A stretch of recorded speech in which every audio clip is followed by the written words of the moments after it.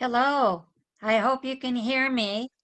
This is June Edwards, and I'm here on Monday, the 28th of September. The months are going by so fast, I have to kind of think about it.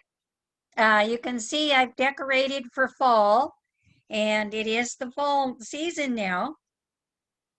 I want to look at our calendar activities first and some of the themes. And we're looking at September 28th, is Good Neighbor Day. And you say, well, I don't have a house anymore or an apartment. So who's my neighbor? Your neighbor is anybody who lives near you. And are you a good neighbor? And what does it mean to be a good neighbor? I think it means to live in peace and try to get along as much as possible, and maybe even turn them into a friend.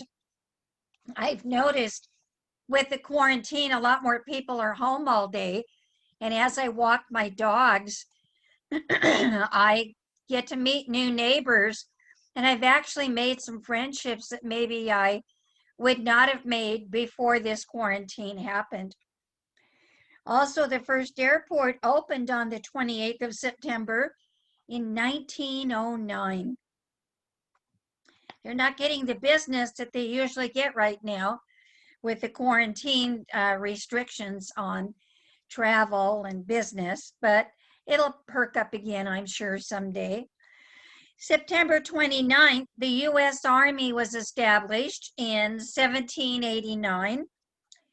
It is also International Coffee Day, and I've got my coffee in my autumn cup. I hope you have yours with you right now while you're watching. I can remember as a newlywed that we lived in the state of Utah for a while. My husband worked there in radio.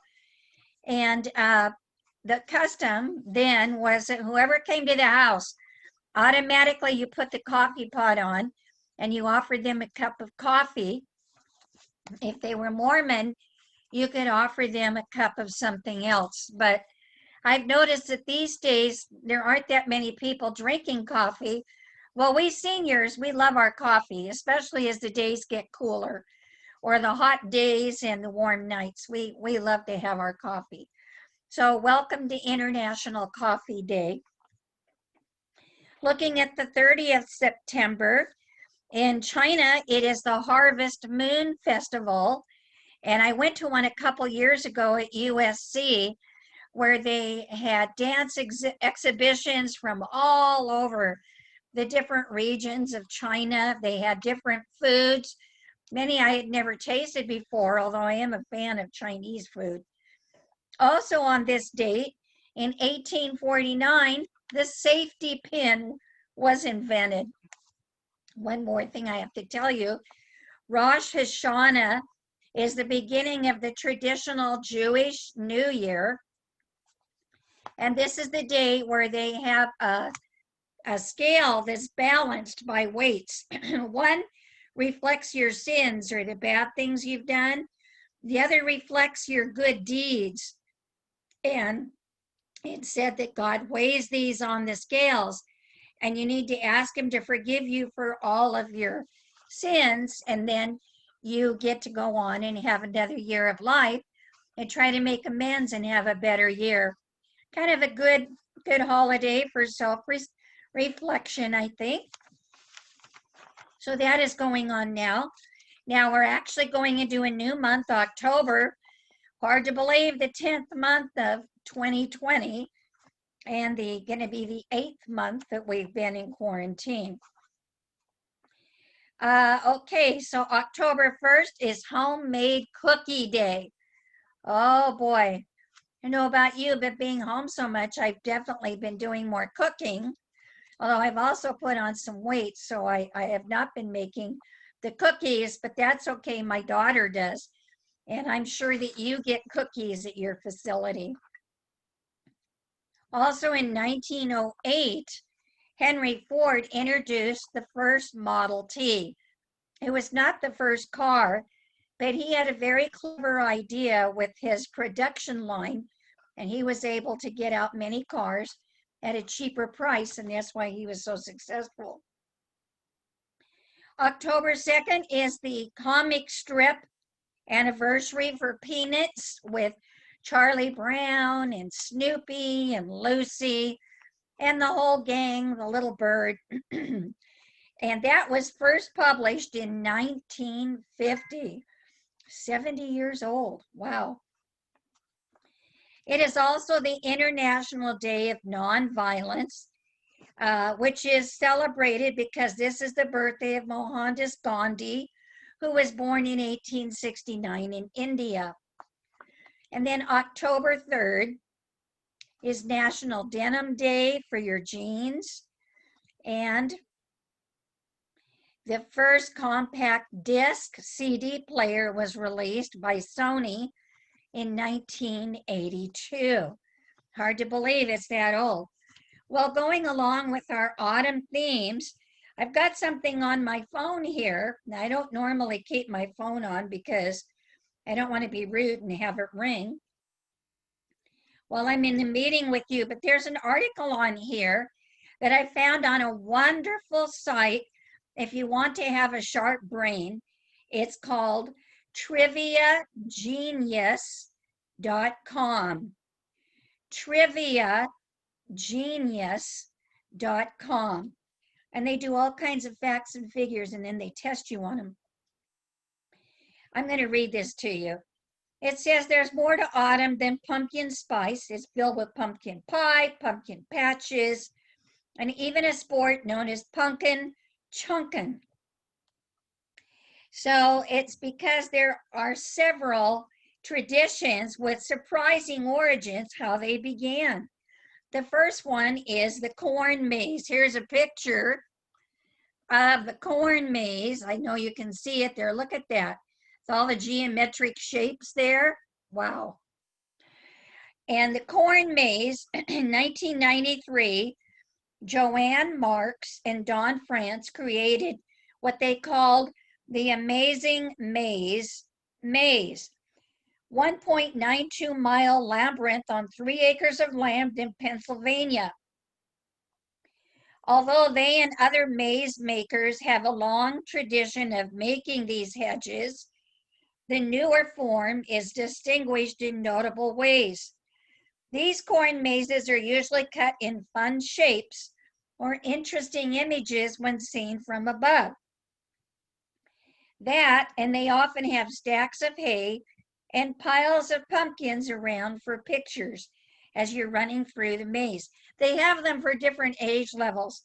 There are family-friendly ones, and then there are some for adults with very scary monsters that jump out at you. The second tradition is leaf watching. This one goes back more than 1,200 years. Here's a picture of the beautiful, beautiful leaves out in the New England states, but we have our own areas here for leaf watching too, especially up in the mountains. We have Japan to thank for this custom. They called it autumn leaf hunting, and it dates back to between 700 and 1100 AD. That epoch brought about visual art that celebrated the vibrant colors of fall, and the tale of Jianji, which specifically mentions an imperial celebration of autumn foliage. How did it become an American tradition? Japan and New England were connected by shipping routes, and New Englanders were exposed to Japanese lacquerware, which featured a maple leaf motif that made them more inclined to seek out gorgeous leaves without having to travel halfway around the world.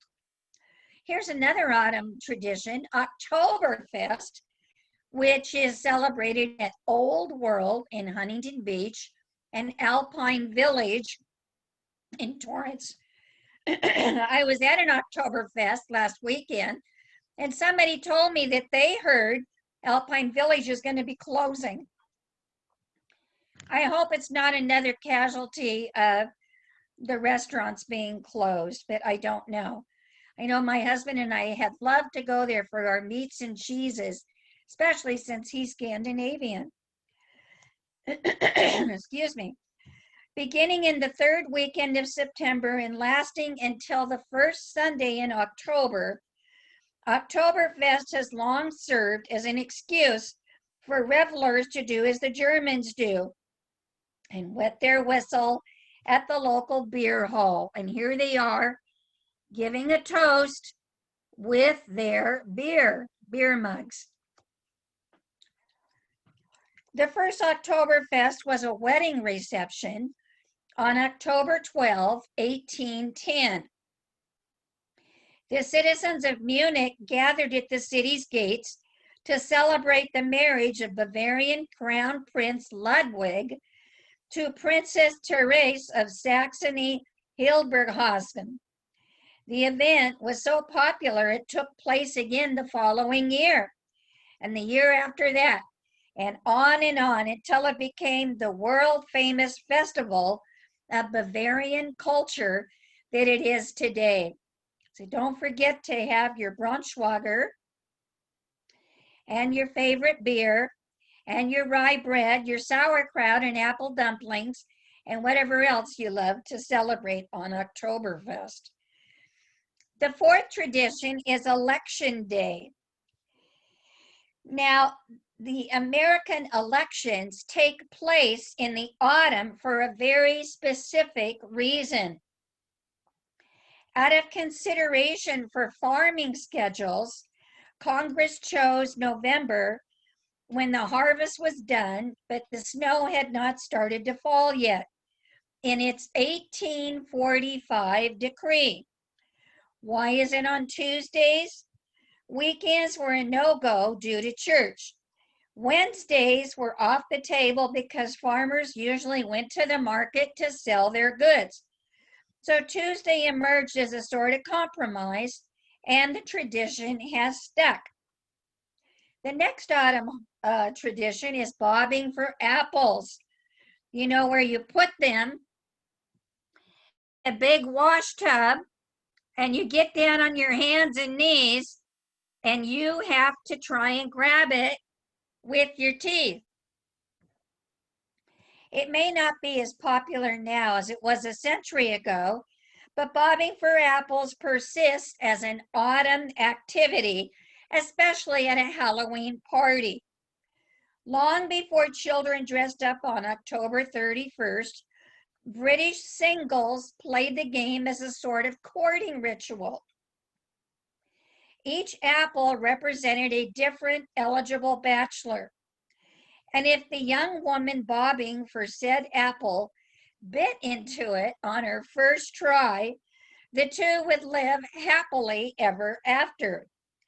If she got it on the second attempt, it meant the two would be together for a time, but then the romance would fade. Not getting it right until the third try foretold doom.